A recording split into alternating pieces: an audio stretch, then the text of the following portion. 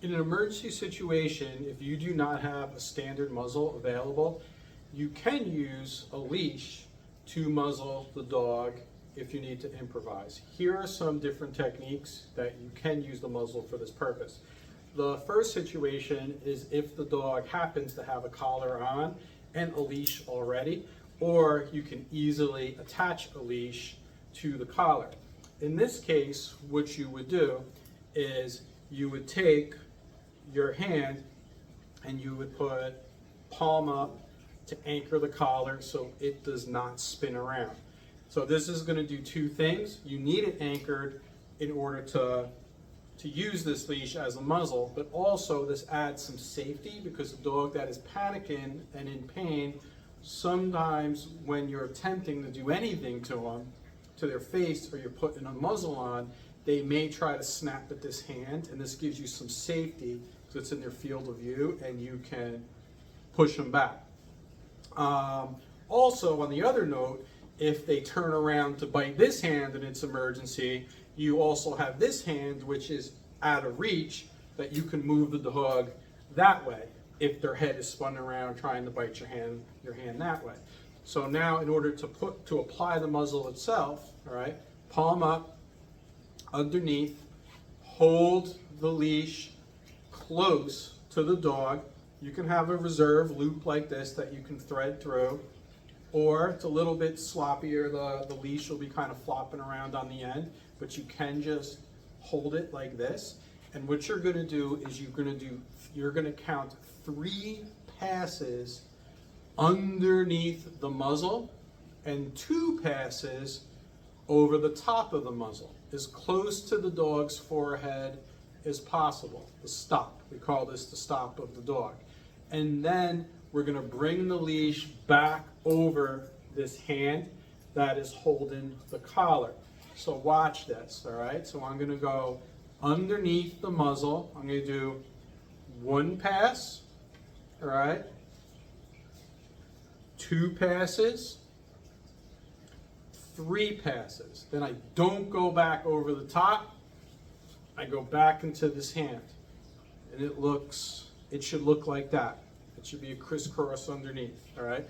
Now here, I have good control, decent control over the dog, especially if I have someone to help to do whatever treatment we need to do to this dog, or to get it, you know, sometimes just to pick it up or something in order to transport it to an emergency veterinary clinic.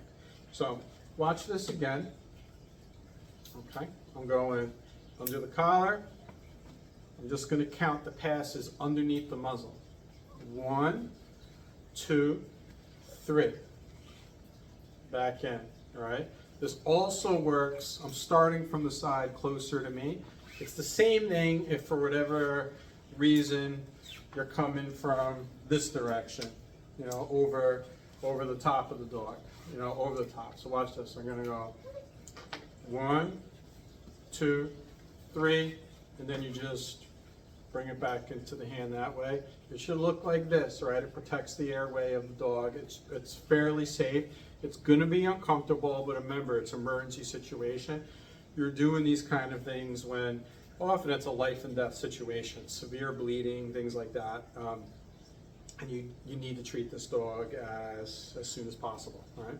Another situation that you may find yourself in is a dog has a collar on, but you're having trouble attaching the leash, or the dog does not even have a collar on, but you happen to have a leash. In this case, you can thread, make a noose by just, threading the end of the leash through the handle. And I'm going to show you something. The best way, like when you do a noose, there's 2 ways that once you do the loose that you could spin this. If you spin it in the direction that the noose naturally forms, it spins very easy. If you go the opposite direction, if you watch this, I go here, instead of going this way, if I go the opposite direction, it sort of like locks easier and it doesn't really spin as much. It's the type of thing you should really practice with. Practice with the noose and go the opposite direction. That's going to be the way we're going to spin it when we put it over the dog's neck. But in a crazy situation, you can still do it the opposite way. It works. You're just going to have to naturally, it'll come naturally to you, hold it more with your hand to anchor it, if that makes sense. But just watch, it's easier for me to show you, right?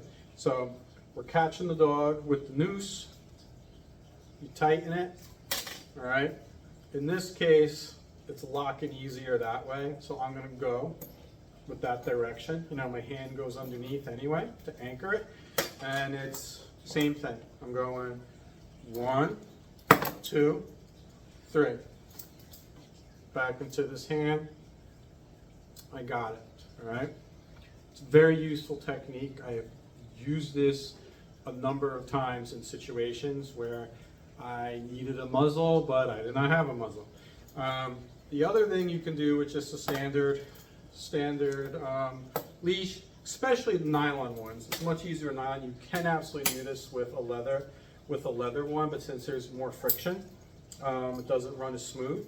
But you can use the same technique as you would use with a piece of gauze. If someone happens to have a first aid kit and they have gauze, I'll actually show you. If someone has gauze and they let it roll out and they cut a piece that's roughly about as tall as you are, so you don't have a lot of extra that you're playing with, all right? The same technique that you would use with a piece of gauze, that's pretty standard in pet, first aid manuals, you can do with a leash. So in here, I'm just doing like a half hitch again, and this, you're putting it over the dog's muzzle, and you have to really make sure, especially if it's stretchy gauze, you have to cinch it. You're gonna hear, don't cinch it too hard, but in reality, if you don't, in an emergency situation, the dog's gonna be able to open their mouth and just get it off anyway, and then it's just useless, all right? So you have to make those judgment calls, if you're worried about, discomfort on the dog's muzzle versus doing what you need to do often to save the dog's life. But that's just the first part, is you wanna have that first part fairly snug. Then you're just coming underneath, crisscross, underneath, back behind the dog's ears, and you're doing the same way you would do with tying your shoe.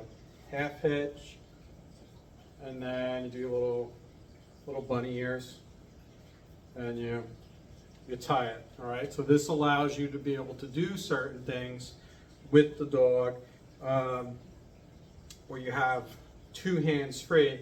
Remember, this is meant to be temporary. They cannot pant, they cannot vomit. The muzzle in itself can be dangerous, if you leave it on too long in the wrong situations. They can't cool themselves down, so keep all that stuff in mind. And you could quick release them this way, just like you could untie your shoe to get the muzzle off, all right? And you could often pull it off to the side without putting yourself in danger. You can do the same technique with a leash, especially if it's like a nylon leash that moves pretty smoothly, all right? So you can use the leash, same thing, half hitch, go over the top. You're gonna, that first snug, get it, the closer that you can get it towards the forehead, the stop of the dog, the better. Give it a good cinch, crisscross underneath, around the back, and same thing, like a shoelace.